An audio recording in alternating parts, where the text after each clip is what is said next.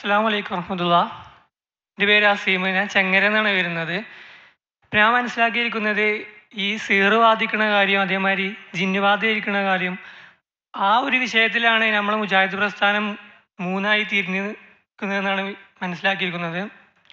അതിൽ നമ്മൾ ഇത് രണ്ടിൻ്റെ ഒരു ഇൻ്റർമീഡിയറ്റ് ആയി നിൽക്കുന്ന കാര്യമാണ് തോന്നിയത്. സിഹ്റ് ബാധിക്കുമെന്നും അതുപോലെ ജിന്ന് ബാധ നമുക്ക് ഏൽക്കില്ല എന്നൊരിതും, പിന്നെ നബി സല്ലല്ലാഹു അലൈഹി വസല്ലമയുടെ കാലത്ത് നടന്നെന്ന് ഒരു ഹദീസ് കേട്ടു.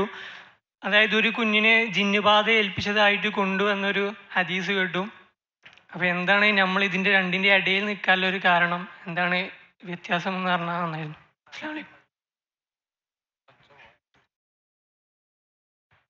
നേരത്തെ പറഞ്ഞ മറുപടി അത് തന്നെയാണ് ഇതിലും സൂചിപ്പിക്കാനുള്ളത്. ഏതൊരു വിഷയത്തിലും രണ്ട് നിലപാട് സ്വീകരിക്കുന്ന ആളുകളുണ്ട്. ഒന്ന്, ഉലുവിൻ്റെ അതിർവിട്ട് പോകുന്ന എക്സ്ട്രീമിസം എന്ന് പറയുന്ന എക്സ്ട്രീം ലെവലിലേക്ക് പോകുന്ന ആളുകൾ. രണ്ട്, ഒരു യുക്തിവാദിയായി എല്ലാത്തിനെയും നിഷേധിക്കുന്ന ആൾ. ഈ രണ്ട് തരക്കാരും ലോകത്തുണ്ടാവും. അത് ഏതു കാലഘട്ടത്തിലും ഉണ്ടാവും.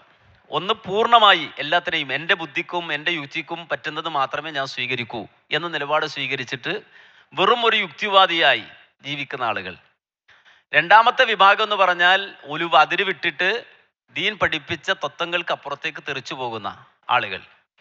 ഇത് ലോകത്ത് നിലനിൽക്കുമ്പോൾ തന്നെയാണ് ഒരു മുസ്ലിമിനെ സംബന്ധിച്ചിടത്തോളം അവൻ അള്ളയും റസൂലും എന്താണോ പഠിപ്പിച്ചത് അത് ദീനായി മനസ്സിലാക്കി മുന്നോട്ട് പോകുന്ന ആളുകൾ.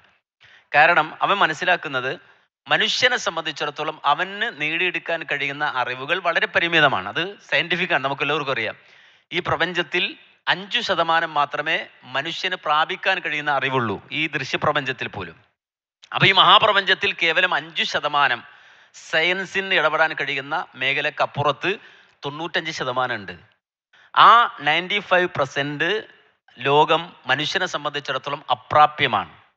ബ്ലാക്ക് മാറ്റർ എന്ന് പറയുന്ന ആ ഒരു ലോകം മനുഷ്യനെ സംബന്ധിച്ചിടത്തോളം മനുഷ്യൻ ഇതുവരെ കണ്ടുപിടിച്ച സംവിധാനങ്ങൾ കൊണ്ട് എത്തിപ്പെടാൻ കഴിയാത്ത ലോകം ഈ ദൃശ്യപ്രപഞ്ചത്തിൽ പോലും ഉണ്ടെന്ന് പറയുമ്പോൾ അതിനപ്പുറവും വിവരമുണ്ട്, അറിവുണ്ട് എന്നുള്ളത് ഏതൊരു മനുഷ്യനും മനസ്സിലാക്കാൻ കഴിയാവുന്ന ഒരു ലോജിക്കാണ്. അപ്പോൾ മനുഷ്യന് പ്രാപിക്കാൻ കഴിയാത്ത അറിവുകളെ ഈ ചുരുങ്ങിയ ജീവിതത്തിനുള്ളിൽ മനുഷ്യൻ അതിൽ നിന്ന് അനിവാര്യമായും അറിയേണ്ടത് പ്രവാചകന്മാരിലൂടെ അള്ളാഹു സുബ്ഹാനഹു വ തആല നമുക്ക് അറിയിച്ചു തന്നു എന്നുള്ളതാണ് നമ്മെ സംബന്ധിച്ചിടത്തോളം നമുക്ക് സന്തോഷകരവും അല്ലെങ്കിൽ സമാധാനം കിട്ടുന്നതുമായ ഒരു സംഗതി. അതിനാണ് വഹയി എന്ന് പറയുന്നത്. മനുഷ്യൻ്റെ പഞ്ചേന്ദ്രിയങ്ങൾക്കപ്പുറമുള്ള സംഗതികളെ സംബന്ധിച്ച് മനുഷ്യനെ ബോധ്യപ്പെടുത്തുന്ന, മനുഷ്യന് കൃത്യമായ അറിവ് നൽകുന്ന ഒന്നാണ് വഹയി. ആ വഹയിൽ ഒരു കാര്യം സ്ഥിരപ്പെട്ടാൽ, വഹയിലൂടെ ഒരു കാര്യം വന്നാൽ മുസ്ലിമായ ഒരാളെ സംബന്ധിച്ചിടത്തോളം അതിൽ ഒരു ആശങ്കയും അതിനോട് കാണിക്കുകയില്ല.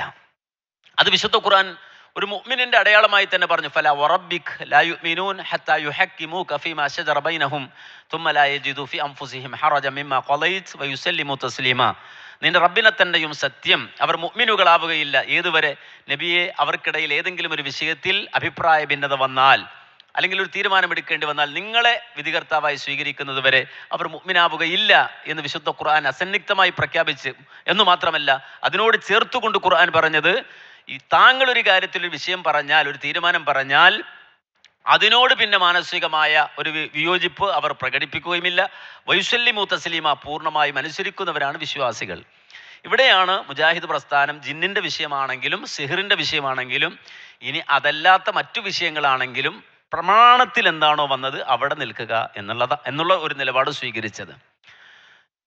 മറ്റു ചിലപ്പോൾ മുജാഹിദ് പ്രസ്ഥാനം ആരോടെങ്കിലും വിയോജിച്ചിട്ടുണ്ടെങ്കിൽ അതിൽ ഒരു വിഭാഗം ഒരു പക്ഷേ ഖുർആനിലും സുന്നത്തിലും ഒരു സംഗതി കണ്ടു, അള്ളയും റസൂലും ഒരു കാര്യം പറഞ്ഞു, പക്ഷേ അത് എനിക്ക് പറ്റുന്നില്ല, എൻ്റെ ബുദ്ധിക്ക് പറ്റുന്നില്ല എന്ന് പറഞ്ഞുകൊണ്ട് തള്ളിക്കളയുന്ന ആളുകൾ, നിഷേധിക്കുന്ന ആളുകൾ, അവരോട് യോജിക്കുവാൻ മുജാഹിദുകളെ സംബന്ധിച്ചിടത്തോളം നമുക്ക് സാധിക്കുകയില്ല. രണ്ടാമത്, ഈ ഖുർആനിലും സുന്നത്തിലുമുള്ള സംഗതികൾ പറയുക, എന്നിട്ട് അത് വെച്ചുകൊണ്ട് അതിനപ്പുറത്തേക്ക് അവരുടേതായ പിഴച്ച വാദങ്ങൾ അവതരിപ്പിച്ചു കൊണ്ടുപോവുക. അതാണ് നേരത്തെ പറഞ്ഞ എക്സ്ട്രീമുകളായ ആളുകൾ. ഒരു വിഭാഗം നിഷേധിക്കുമ്പോൾ ഒരു വിഭാഗം പരിധി വിട്ടു പോവുക. മലയാളത്തിൽ ഒരു ചൊല്ലുണ്ട്, ഒന്നുകിൽ ആശാന്റെ നെഞ്ചത്ത് അല്ലെങ്കിൽ കളരിക്ക് പുറത്ത്. അല്ലാതെ കളത്തിൽ നിന്ന് കളിക്കൂല.